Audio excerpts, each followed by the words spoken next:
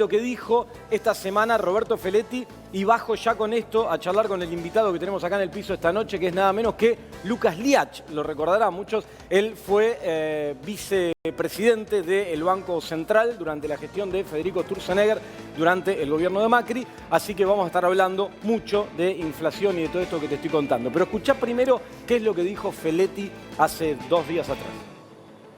Lo que hay que hacer en este momento es bajar la fiebre. Claro. Paremos esto, claro. Ordenémonos, lleguemos a un consenso, porque también hay que pensar en la responsabilidad empresaria, en qué país quieren vivir. El equilibrio social de Argentina no admite estas cosas hoy. Yo espero cerrar este acuerdo y ponerlo operativo el lunes. Si no, bueno, aplicaremos las leyes. Y si no, ¿cuál es la ley? La ley de abastecimiento.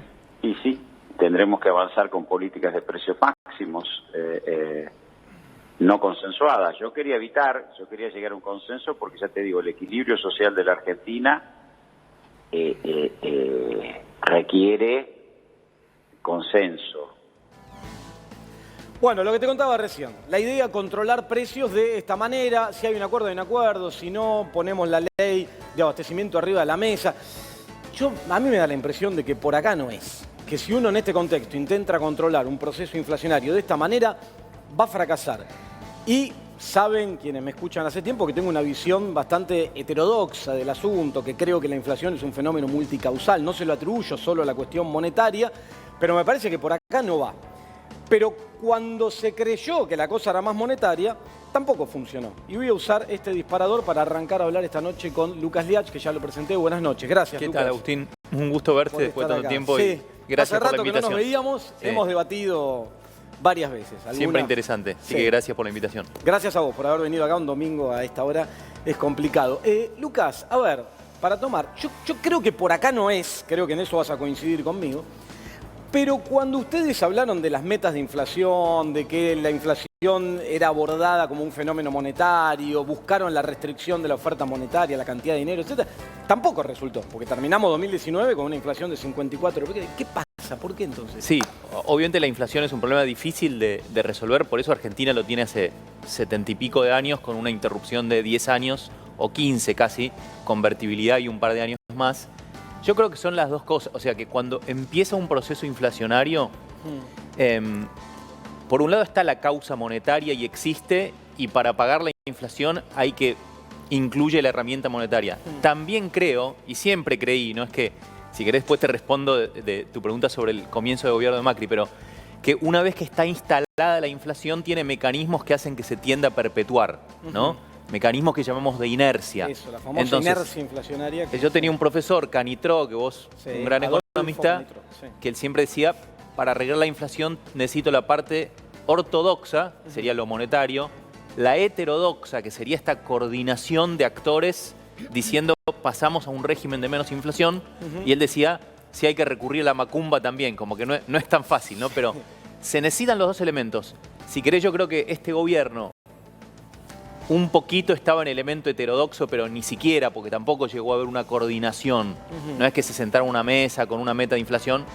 En el gobierno de Macri, creo que en el comienzo, con el sistema de meta de inflación, estaba la parte monetaria y una idea de ir coordinando expectativas. Sí. Evidentemente no funcionó esa parte, porque tampoco funcionó lo monetario, ¿sí? Pero a ver, digo, ustedes con las metas intentaron, ¿de acuerdo? Me acuerdo de esa famosa foto donde estás vos con Sturzenegger, no sé, creo que la tenemos por ahí, con la meta atrás, que era él, si no me equivoco, 10 más menos 2. Iba bajando, ¿no? 25, 17, 10. Claro, pero hay una que era 10 más menos 2, me parece, una cosa así. Acordate que el que ponía las metas de inflación no era el Banco Central, sino el Poder Ejecutivo.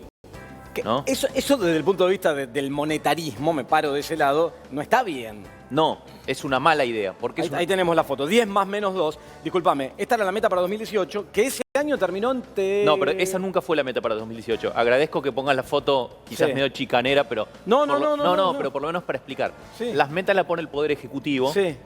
Y el Poder Ejecutivo justamente cambió la meta de inflación. Nunca hubo una meta de inflación para el 2018. Pero no debería fijarla el Banco Central, sí. Yo creo que sería más lógico, y ese fue uno de los problemas por los que no funcionó. ¿Por qué? Porque un gobierno a veces siente, uy, si bajo la inflación muy rápido, digamos, puedo tener un problema. Entonces puede ir cambiando la meta. Y uno de los problemas, creo, del sistema de meta de inflación fue justamente que el gobierno fuera cambiando las metas, ¿no? Pero, Lucas, mira, hablamos de inercia, ¿no? Inercia inflacionaria. Ustedes intentaron con esta idea, con esta lógica de, vos decías, coordinar expectativas, fijando una meta, llevarlo ahí, no pudieron.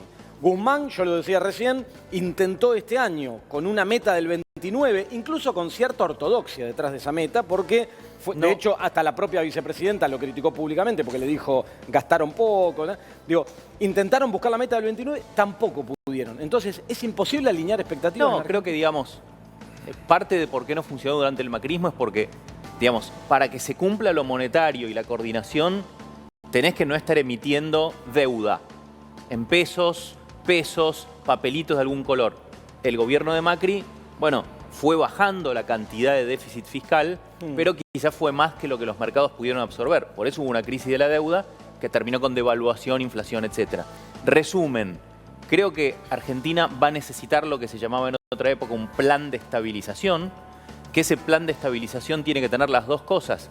Corregir el tema de gastar más que lo que tenés, porque si no usas la maquinita, número uno. Y número dos, coordinar eso, coordinar los actores hacia la baja.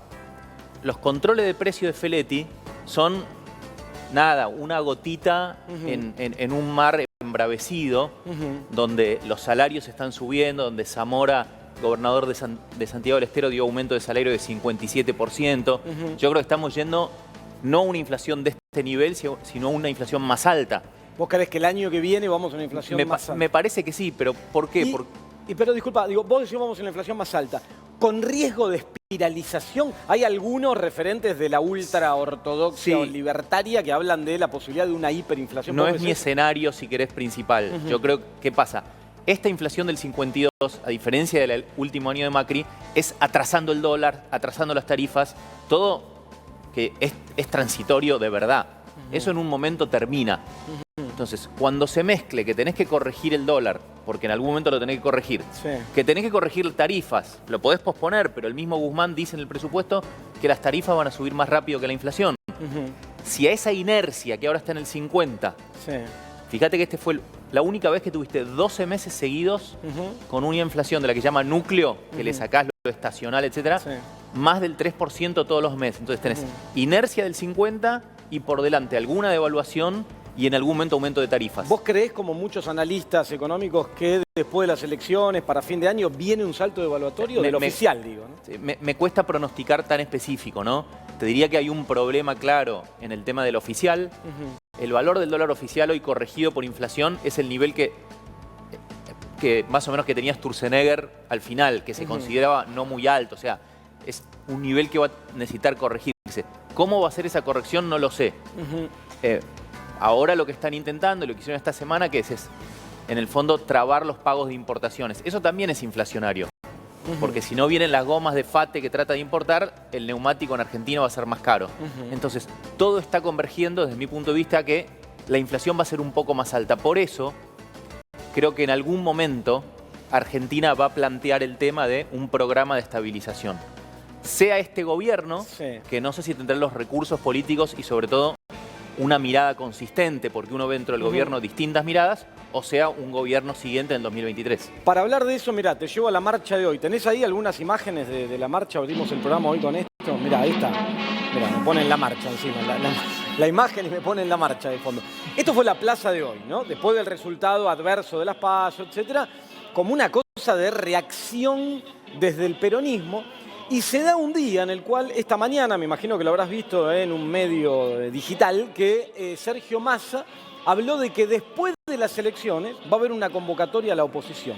Ustedes viendo estas imágenes, esta actitud del peronismo duro, desde la oposición a la cual perteneces, desde ese espacio que es el más representativo de la oposición, ¿crees que hay margen para un diálogo ahora en los próximos meses? Mira, en los presidencialismos, digamos, gobiernan los gobiernos y las oposiciones votan sus leyes, ¿no? O sea, la iniciativa política nunca es, che, sentémonos en una mesa a ver qué política llevamos adelante. Entonces, el gobierno tiene que proponer leyes, proponer cómo va a ser la solución a estas. Y yo creo que Juntos por el Cambio va a tener una actitud constructiva. Y ni siquiera te digo, creo que la va a tener. Lo que diría es, creo que es lo que tiene que hacer. Por ejemplo, si hubiera un acuerdo con el fondo que implica votar leyes en las que creemos como oposición, que yo, vinculadas a menos financiamiento monetario del Banco Central, vinculadas a distintas reformas que uno puede pensar que hacen que la economía crezca más, las tendría que acompañar. En lo que no creo mucho es en el cogobierno. Sí. En el 15 de noviembre, sentémonos en una mesa a ver qué 10 políticas hacemos. Eso no...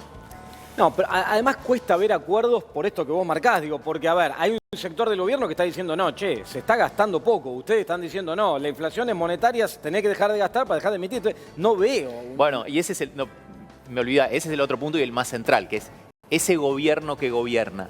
¿Qué quiere? O sea, la pregunta que hoy se hace la gente, que le hicieron a Guzmán y Mansur en New York, es, che, ¿ustedes quieren un acuerdo con el fondo o no? Claro, y ahí te llevo, Lucas, porque pará, vos estuviste cerca cuando fue la convocatoria al fondo, todo, por lo menos formabas parte del gobierno, y conocés un poco los detalles de eso. Hay un sector del gobierno que dice, el acuerdo es inminente, está ahí. Yo cuando lo miro como analista, digo, me parece que no están dadas las condiciones para que el Fondo Monetario con esta, digo, con brecha cambiaria en los niveles en los que está, con congelamiento de precios, te firme un acuerdo. Vos que lo ves lo viste más de cerca. Sí, el fondo, digamos, no va a firmar cualquier cosa, ¿no? Mi intuición es que va a ser difícil políticamente para Argentina, para este gobierno argentino, firmar un acuerdo largo con el fondo, con el tipo de reformas que a veces exige el fondo, y que va a dar lo mínimo que, digamos, que tenga que dar para conseguir algo que sea pateame este vencimiento, pateame esto, algo muy tipo, ¿te acordás los años 80 que siempre iba a Machinea, a Estados Unidos y un programa? Ahora, Lucas, tengo una pregunta que el otro día es parecida a una pregunta del otro día, no sé, lo habrás visto el debate que Leonardo Santoro le hizo a María Eugenia Vidal, que tiene que ver con esto. Cuando hicieron ese acuerdo con el Fondo Monetario, con ese cronograma de vencimientos, ¿creían que la Argentina iba a poder pagar eso o fue un acuerdo porque se viene la noche, tenemos que salir, se cerraron los mercados de deuda voluntario, hay que salir, pidamos la plata y después vemos? Bueno, había un presidente argentino que se llamaba Carlos Pellegrini, un prócer, que decía, las deudas se pagan con deudas. Es decir, la deuda del fondo en gran parte era, nos vencen deuda privada, la tenemos que repagar, bueno, no nos prestan los privados, que nos preste el fondo. Entonces reemplazás una deuda con otra. Además, por supuesto, te faltaba un poco de plata para el déficit fiscal, ¿no? Entonces, ¿cuál es la expectativa? La expectativa era, si vas cumpliendo con ese acuerdo con el fondo, en un momento volvés a los mercados. Y cuando decís, le pago la deuda al fondo, no es que le sacás al presupuesto público para pagarle al fondo, sino que volvés a los mercados internacionales y con lo que te prestan los mercados, cancelás con el fondo. ¿Era posible o no? Bueno, el riesgo país, el viernes antes que perdiera Macri la PASO, era 700 y pico puntos. Y subió con su derrota. ¿Esto qué quiere decir? Que si Macri hubiese ganado, los mercados tenían dos escenarios. El riesgo hubiese bajado. ¿Era suficiente para volver a los mercados? No lo sabemos, pero esa era la expectativa, ¿no? Ahora te quiero hacer una pregunta, Lore, y yo ahora me quiero meter con eso de la deuda porque me interesa la visión que tienen ustedes ahora de eso que pasó. Lore, ¿querías hacer una pregunta? Sí, quiero volver por un instante a la cuestión de la convocatoria que hizo públicamente Sergio Massa. Es la segunda vez que lo hace, la semana pasada ya había anticipado algo. Y recién decía Liach, lo que no es posible, no se ve como posible, es un cogobierno. Esa sería la clave para poder llevar adelante realmente acuerdos que permitan resolver los problemas estructurales de la Argentina, sobre todo en materia económica, entendiendo que hay aportes que pueden hacer oficialismo y oposiciones, o hay otra manera de dialogar que pueda ser posible si no los invitan a ser parte del gobierno. Mira, de nuevo, los presidencialismos gobiernan los gobiernos y cuando uno ha visto lo que llamamos políticas de Estado en países presidencialistas, por ejemplo Chile es un país que han gobernado distintos partidos, digamos el centro izquierda y la derecha o la centro derecha, pero más o menos, digamos, van en un, hasta ahora al menos, han ido en un camino similar. ¿Por qué eso funciona? No es que cogobiernen, sino que funciona más o menos la economía y el que viene después dice, no voy a cambiar todo, ¿no? Es menos frecuente, quizás ha pasado en parlamentarismos, ¿no? Decir, sentémonos todos a gobernar. Yo la verdad no la veo ahora y no sé si la veo en un eventual gobierno de Juntos por el Cambio en 2023. Por supuesto uno necesita dialogar y tener una buena relación con la oposición y tratar de negociar las leyes. Lo mismo se aplica al kirchnerismo hoy, que a un gobierno del 2023. No hay que ser grietista. Sí. Pero cogobernar, ¿sabes por qué te digo que no funciona? Porque el incentivo político, nos guste o no, es en 2 años hay una elección y yo quiero ganártela. Entonces, es difícil que ese sea parte de tu gobierno. ¿Sí? Lo que pasa es que eso digo, está bien, pero digo, esa lógica, desde la política, estrictamente lógica, justamente, porque uno va a elecciones, quiere ganar, pero no es la que nos termina sometiendo al péndulo argentino este. Bueno, yo comparto, pero tomemos otro caso, que es Argentina en los 90. Más allá de que no nos gustaran o sí nos gustaran esas políticas, la Alianza ganó la elección del año 97 porque dijo, nosotros mantendríamos la convertibilidad, mantendríamos esto, pero mejoraríamos la corrupción. Entonces, así funcionan los presidencialismos. Funcionan. O sea, debería haber ciertos acuerdos básicos que hoy no los hay. Bueno, es que yo creo que hoy hay una diferencia de visión muy grande. Entonces, pretender que se junten Cristina y Macri y acuerden políticas. ¿Pero qué queremos? Un Estado más grande, que es lo que ha hecho Cristina siempre. Una economía más cerrada, que es lo que ha hecho Cristina siempre. Más déficit, que lo ha hecho Cristina siempre. O lo contrario. Ahora, son dos direcciones. Pero vos hablás de Cristina y Macri. Ahora, pongamos una nueva generación. Sí, lo decía por poner los sindicados como... Pero digo, ponele una nueva generación. Hoy aparece Sergio Massa convocando a esto. Ponele un Horacio Rodríguez Larreta, que uno lo ve como dialoguista. ¿Podrían darse esos acuerdos básicos? Porque en esta otra generación a la que vos citás, pareciera que se van acumulando cuestiones personales, ¿no? Digo, pero si cambiáramos los actores, ¿podría darse eso? Yo creo que en el diálogo fuera de Twitter y fuera de cámara, en muchas cosas podríamos estar de acuerdo. Fíjate lo que está pasando con las propuestas de reforma de las indemnizaciones y cambiarlo por un sistema donde la indemnización básicamente la paga el Estado, con un seguro, ¿no? Bueno, Randazzo te dice que está a favor, Massa dice algo parecido, o el tema de los programas sociales y el empleo. O sea, yo creo que hay un conjunto de cosas en las que no hay tantas diferencias. Ahora, en la práctica concreta de la macroeconomía de este gobierno ha ido en una dirección que es opuesta a la que la oposición cree. Entonces es bastante difícil, salvo que digan, no, la verdad, queremos ir un poco más para ese lado. Gustavo, una pregunta. Lucas, vos mencionaste recién el tema de la inflación, hiciste una comparación con ambos gobiernos. La consulta específica es, por un lado, decís, bueno, fenómeno monetario exclusivamente es para vos, porque otro de los temas que se plantea es los grupos concentrados, alimenticia, distintos sectores concentrados que traccionan los precios hacia arriba. De hecho, el Papa Francisco hizo una referencia a las grandes corporaciones alimenticias, farmacéuticas, etcétera, y subieron los precios de los alimentos en el mundo. La pregunta específica, dejando de lado el tema del control de precios, que sabemos que no va, ¿cómo ves vos este fenómeno? ¿Insistís con el tema que es un fenómeno únicamente monetario? No, yo digo es monetaria la inflación y hay comportamientos sociales. Una discusión diferente, pero fundamental, es, digamos, si los precios reflejan los costos o si hay, si querés, un margen monopólico, ¿no? En eso yo creo que la terapia es la competencia. Y te tomo 2 ejemplos simples, ¿no? Mercado aerocomercial en la Argentina, el gobierno anterior lo reformó, hubo competencia, más aerolíneas, los precios bajaron. Vino este gobierno, cambió. Mercado financiero para el pueblo, ¿sí? Vos sacar una cuenta bancaria era difícil, caro, etcétera. Lo abrimos a la competencia, te aparecieron fintechs, otras empresas, bancos incluso digitales que te dan gratis una cuenta bancaria. Entonces, la solución al monopolio, que es lo que dice el Papa de los monopolios, etcétera, es meter más competencia en la economía. Yo veo que Argentina está haciendo lo contrario. Toma el tema textil.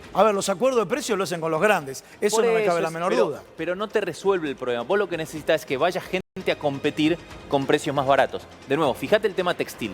Tenés de secretario de Industria a la persona que era el director del lobby proteccionista textil, la Fundación Proteger. ¿Sí? Daniel Sciale. Apenas llegó, se cerraron todas las importaciones. ¿Cuál es la categoría de precios que más subió durante este gobierno? Los textiles. Entonces, menos competencia, precios más altos. ¿Esa es la causa de la inflación? No, pero sí es la causa de que algunas cosas en la Argentina sean más caras de lo que podrían ser. Sí, y el año que viene va a ser un tema porque las importaciones van a estar bastante complicadas. Va a ser un tema. Lucas, para cerrar, vamos a hacer una hipótesis. Pongámosle que pasara algo, este gobierno fracasara por algún motivo y volvieran a hacer gobierno. Vos volvieras a ser funcionario en alguna área, no sé si el Banco Central o la que fuera. ¿Qué autocrítica haces? ¿Qué hicieron mal? ¿Por qué terminó como terminó el gobierno de Macri con esa inflación, con recesión? Digamos, hay varios temas, pero creo que hubo un tema de Macri llega como muy encima de la elección y creo que el esquema económico no estaba tan preparado y tan coordinado como tendría que haber estado. Ese fue un tema. Y las internas que hubo dentro de la economía, yo creo que es muy importante que quien sea que sea el próximo presidente tenga ya un equipo trabajando y una persona que vaya a manejar la macroeconomía y que eso sea claro. Eso te diría como un tema de estrategia. Es como cuando vas al Mundial, bueno, este va a ser el equipo, no puedes elegirlo. La táctica va a depender un poco de cómo estén las cosas, ¿no? Pero sí te diría que más claro que en aquel momento, este problema de fiscal, de deuda, emisión, tiene que ser más clara su resolución de manera más rápida. Y creo también que, dada la inflación que yo espero que haya, que va a ser de este orden de magnitud o más, sí va a ser necesario algún tipo de programa de estabilización de la inflación, más rápido. Tengo que cerrar. La deuda, ¿crees? El ritmo al cual se endeudaron, ¿crees que fue un error? ¿Que habría que revisar eso? Sí, creo que el déficit fue demasiado alto y por lo tanto la acumulación de deuda fue más que lo que los mercados le podían prestar a Argentina. Bueno, me quedan un montón, pero me están Cuando corriendo quieras, porque Agustín. se me va el tiempo. Me divirtió. Bueno, ¿te gustó? Te tratamos bien, porque hemos debatido varias Me metiste veces. la foto de ¿No eso te un gustó poco, la foto? Pero Bueno, está bien, te banco. también critiqué la inflación de tu